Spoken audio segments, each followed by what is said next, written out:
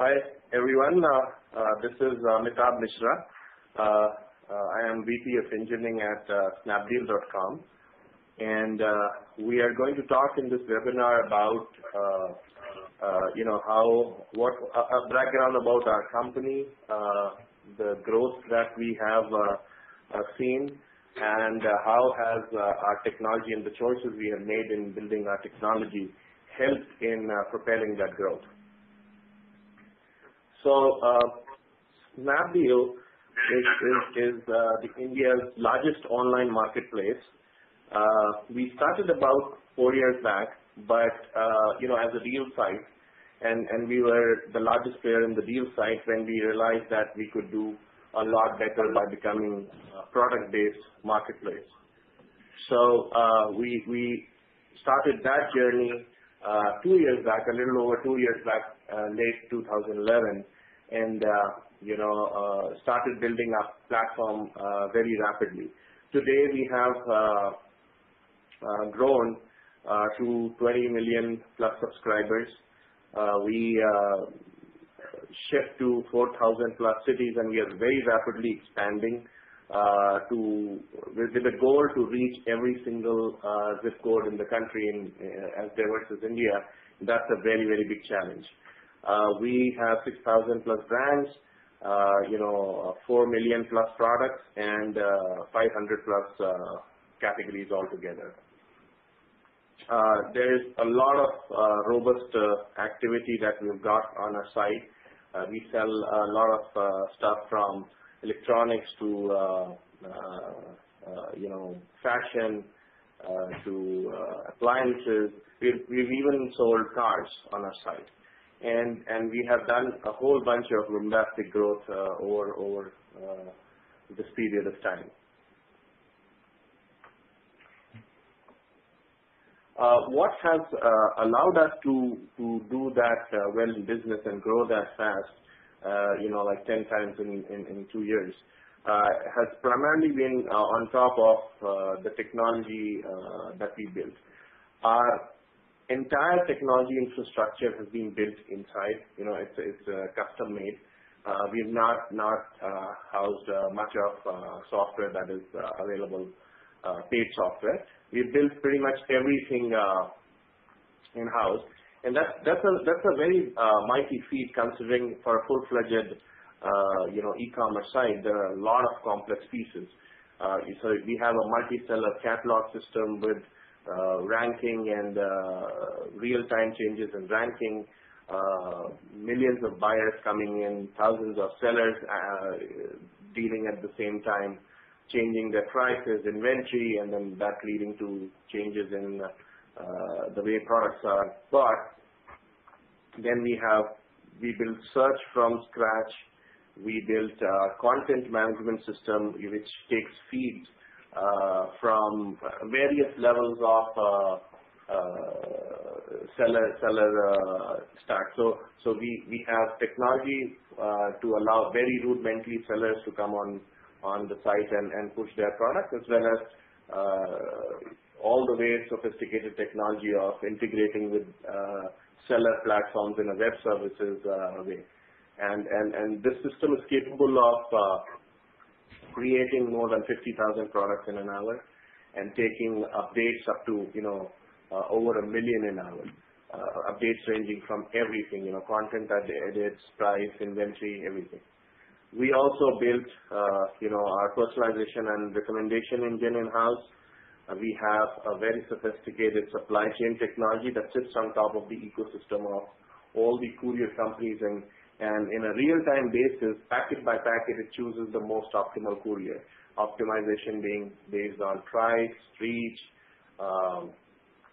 time to delivery, and so on. We also have a very sophisticated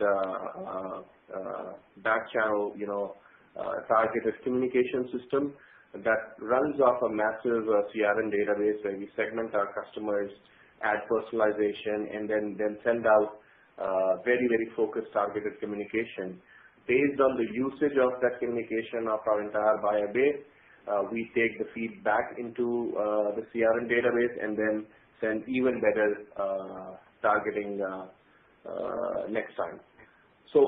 Then we have also a very, very powerful analytic system. Our analytic system feeds both the biotechnology as well as cellular technology. It also actually helps all the internal business decision making. Our entire company is run of numbers. Every day we look at numbers to make decisions. So what has allowed us to build all this system very, very fast, and mind you, we have only about 120 people team till about 4 months back, and now we have scaled to 200. But this vast majority of this technology has been built in 2.5 years by 120 engineers. What has allowed us to do all this? One of the primary things is the architecture that we have got. We have a fully distributed service-oriented architecture made up of 30 standalone subsystems. When I say standalone systems, each subsystem is different all the way from its code base to its deployment to its development cycles, release cycles, the team that develops it, and so on. And all these systems talk through RESTful APIs. So what that has done is that when it comes to developing it fast, we just pick up a system, put trust on it in terms of team effort and everything, and go and roll it out. When there are problems, it's very easy to narrow it down to a certain system and isolate the problem. When it comes to scaling, if you understand, in a very large system, necessarily it doesn't happen that all parts of the platform need to scale at the same time. But since we have a very distributed system, depending on what element of our need is growing, we just focus on that subsystem and grow it liberally, while other systems just remain the same. So that's what the underlying hardware. We are on cloud, and cloud has allowed us to grow a great deal. While the business scales,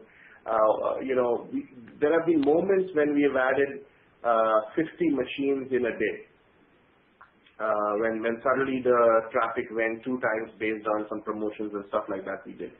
And it would have been impossible to do these kind of things, were we not on cloud. And so each subsystem is on a multi-node cluster spread across 2 availability zones, data also being replicated across 2 zones.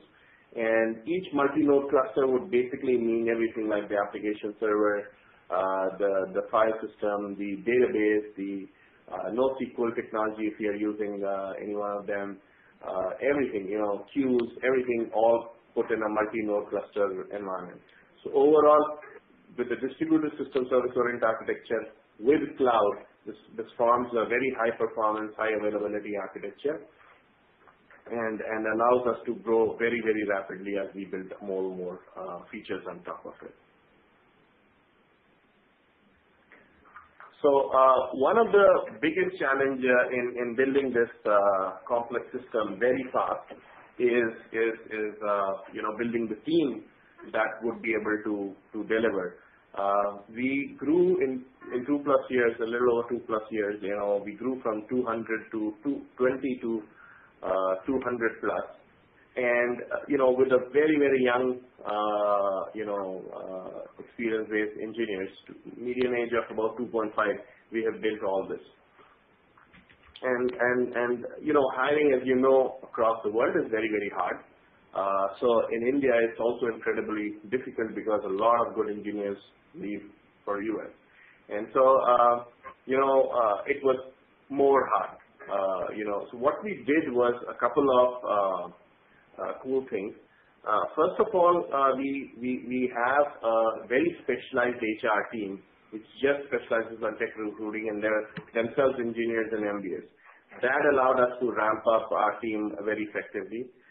We also have managers who are very hardcore techies. So a lot of them are MBAs themselves, and that helps attract a lot of people because the kind of environment they look forward to is one where they'll have a great amount of learning and they'll have a great amount of contribution to make. We did a lot of events and activity across the country. We go to every single city to hire talent and bring them on board.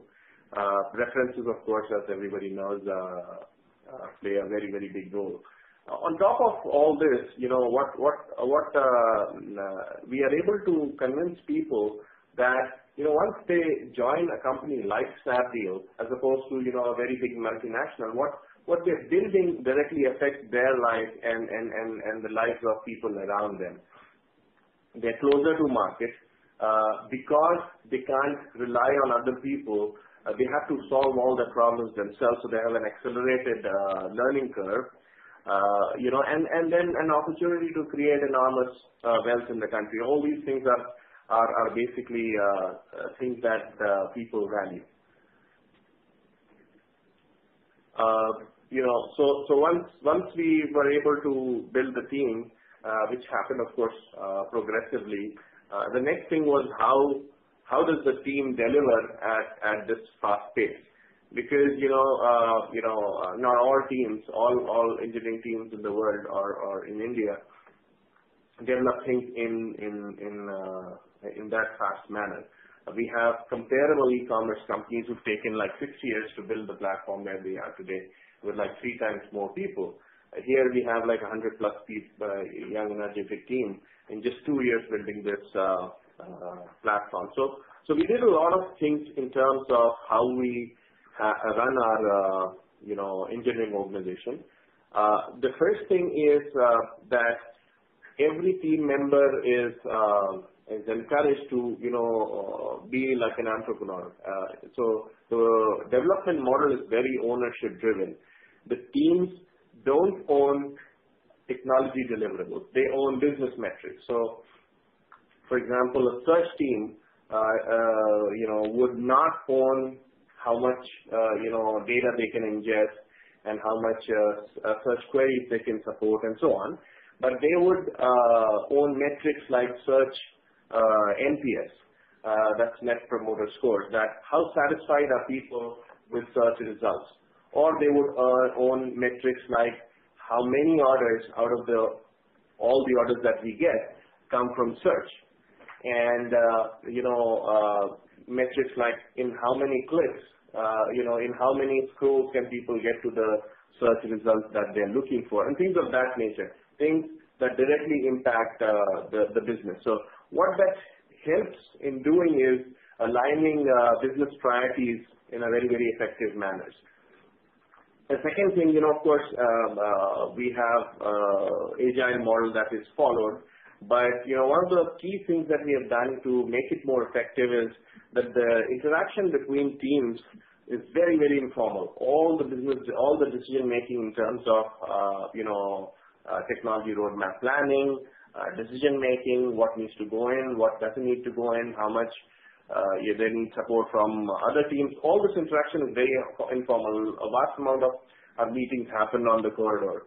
We stand there, make a decision, just in 5 minutes flat, we make a call and we move on.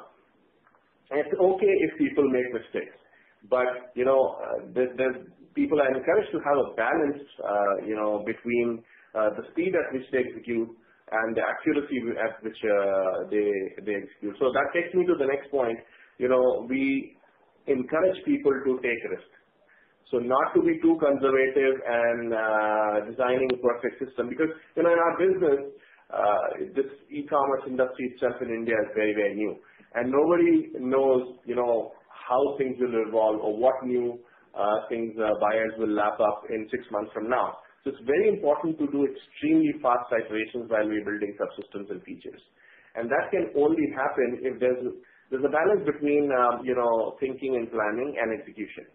So, we iterate at a very, very rapid pace. We have typically, more than 60, 70 releases in a month now. Some days, actually, we go all the way up to 10 releases in a day. And the reason why we are able to do that is the combination of our technology architecture, the way our teams operate, and the risk that we are able to take. Finally, we have each team having complete freedom on technology choices that they make in terms of adopting a technology, doing POC, which is why when we are stuck with problems, very small team like 2-3 people can rapidly explore a whole bunch of technologies that are out in the market and then deploy them to very effective results. So that kind of brings me to the end of this presentation that I made. I'll be happy to take any questions that are there. Thank you, Amitabh. This is Srini. I am from Aerospike. Thank you, Amitabh, for doing such a great job of explaining how Snapdeal has scaled 500% in such a short amount of time. I would like to maybe ask a few questions and have a discussion with you on some of the issues that you just outlined. First, I'm curious about one thing. I know that you did an extensive evaluation of multiple NoSQL database products recently. So could you add more color on your evaluation as to the criteria you used and for what application you considered it for, and how you made the choice? So, as our technology scale, the biggest challenge area that we faced was, as a seller base swelled and our catalog systems swelled, and we have a multi-seller catalog system, so we have huge activity of sellers competing with each other in terms of offering products. What that essentially means is they needing an ability to rapidly change price and inventory, and that really means bulk uploads of updates running into hundreds of thousands. So as both sides of the equation, buyer-seller swelled, our needs to, in real time, to be able to ingest huge amount of updates while not degrading the experience of the buyer on the front side, really were our biggest challenge. So, what we had in terms of technology till that point was, we have a MySQL as an authoritative data source, RDBMS, and we were using MongoDB as a NoSQL, where, we were able to scale to some extent, but the moment the updates went beyond 250 per second, we were unable to scale Mongo to reads at more than 5,000 hits per second. And actually it started degrading even at 3,000, but still it was performance which was acceptable but clearly not scalable. Our requirements were that our read performances at those rates should be sub 15 milliseconds, and in many cases sub 5 milliseconds. And Mongo was not scaling because it would lock up stuff when updates were going through. And we clearly saw that in subsequent months, and we started the study back in August last year, 2013, that we would need 5,000 was what we required then, but we would need to rapidly climb to even bigger scales, like 10,000 reads per second while having 500 writes per second. Mongo obviously wouldn't have worked, so we started evaluating a whole bunch of technology solutions. Our primary criteria being, number one, that the technology should be able to support these many of concurrent reads, actually at least 10 times more than what our requirements is now, because that's how fast our business has grown. And we didn't want to look at another technology for next 1 year. The second criteria was, while it is handling these many concurrent reads and writes and performing at, let's say, 5 milliseconds per response time, we wanted that to be 95 percentile or maybe 99 percentile of the cases. So while many technologies, NoSQL technologies were able to give an average response time of sub 15 milliseconds, but when it came to the last 10% or last 20%, it sometimes very rapidly degraded. So for us, that second criteria, that almost all buyers should experience the same response time, was very important. And finally, cost effectiveness. we are a startup company. We have not all that much cash to spare in terms of paid technology. So we were looking for something that is also cost effective both in terms of if we were to get support for that, as well as the cost of hardware that it runs on. And so we evaluated a bunch of NoSQL technologies, and finally we zeroed in on Aerospike that gave us the best consistent performance. So then we went ahead and picked up Aerospike. Yeah. Today, thank you. For example, our system actually handles, just to share you where we are now, even more than what we had planned. So it handles, we have seen volumes up to 70,000 reads per second, while we have taken 500 writes per second. And the performance is just fine. Excellent. It definitely makes me happy since we built Aerospike to handle these kinds of use cases. Now, I'm going to ask you something about, what you mentioned about having 60 releases a month. I have been, in the internet business for a while, in mobile especially, at Yahoo and so on.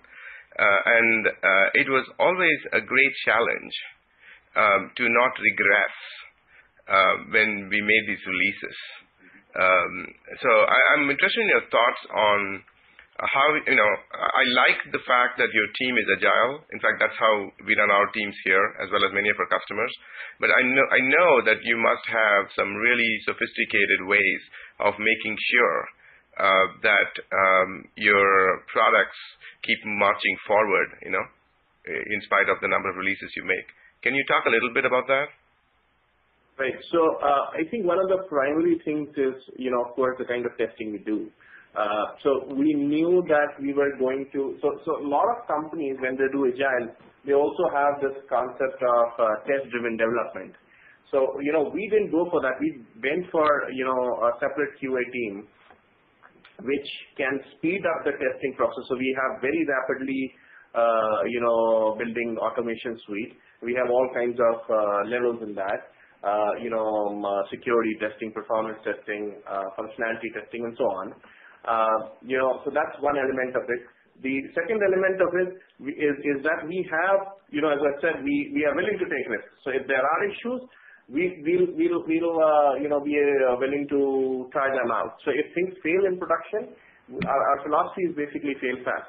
So if things fail in production, we have technology to do one-click deployment, and one-click, we take it out in a matter of few minutes, and we very rapidly go and fix things. So the teams are ready. We generally do our releases in the nighttime, late night, and teams are ready. And if there are issues, we very quickly go back and fix those issues. And finally, the architecture itself, because it's so distributed, I'll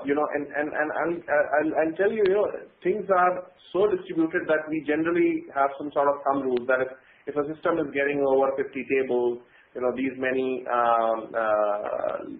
classes and so on, then we should separate it out into a smaller piece. So what that does is that releases are going one after the other, but they're going in smaller pieces, small modules. And if there is an issue, it is caught very, very quickly, and it doesn't spill over to too many systems at once. So making these very, very small modular pieces, a lot of companies have tried distributed systems, but generally when you look at the system, each module itself becomes very big. And if a module is very big, the chances of regressions are far higher. However, modules are small and you have a team which responds very, very fast.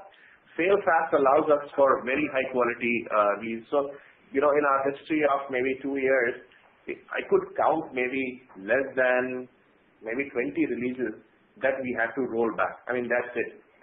We never had to roll back releases. Either we didn't have problems, or we had problems that small enough that we could live with it for 1 or 2 hours, and then we could put a fix back. Oh, that's fantastic to hear. It looks like you really figured this out, and it works well for you. Another question I had was about your use of Amazon Cloud. Right. Could you talk a little bit about what works well and what doesn't? The reason I ask is, we have, Aerospike has a lot of customers who we worked with, and many of them start off in the cloud, and then over time, when they become really large, they do move to their own data centers to deal with predictable costs. And they're also interested in predictable latency, like what you spoke about, 99% under 5 milliseconds. So I'm kind of curious about your thoughts on how you think Amazon can be leveraged. It looks like you've leveraged it really well. So. Right. I think we would be probably one of the biggest, certainly the biggest player in India, maybe one of the bigger players in the whole world, the kind of infrastructure we have, supporting 20 million users and 20,000 plus sellers, and that much activity going on. So, Amazon has really worked for us very well. So in terms of performance, we see calls across network over RESTful APIs not adding more than maybe a couple of milliseconds. So, that's the network latency, and we see it very, very consistently. So we don't generally see problems with that. The second thing is the stability of the hypervisor and the virtual machines that we spin. In last 2.5 years that we have been using Amazon in a big way, we've hardly seen maybe 2 or 3 servers that just crash. So they've been very stable. Amazon now provides disks with IOPS in the order of 4,000. So, if you really need a lot of high speed on IOPS, especially in some of the high performance RDBMS solutions, you can go for that. So in terms of performance and reliability and everything, I think Amazon has worked really well for us. The other thing, as I said, one of the primary benefits that we got from Amazon was, that our business is expanding so fast that, there is no way we could have done it anywhere else. Adding hardware and storage and memory and everything that goes into building that, I don't think we could have done it anywhere else. Now, there are some challenges as well, in a place like Amazon. One is that, Amazon platform is like almost do-it-yourself. So if there's an engineering team which doesn't have the capability to understand all the layers of the stack, from operating system issues to network issues to internals of JVM to low-level database issues, you'll have trouble. Generally, when you go on hosting environments, you get a lot more support, but Amazon is more like do-it-yourself. So if you can't figure out the problems, you may have challenges. And we didn't have those challenges because, our tech team here understands those things, most of those things very deeply. Another thing that there's a challenge in Amazon is, it's a little harder to figure out, cost in terms of, if you have a whole big infrastructure, then breaking it down into smaller pieces as to, what this subsystem costs as opposed to that subsystem. And when I say subsystem, I mean a bunch of servers with some storage and bandwidth usage.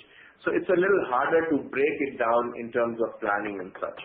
But having said that, Amazon costs are generally very, very low, and they keep dropping their cost by themselves. So we don't have to go and negotiate with them to get special rates.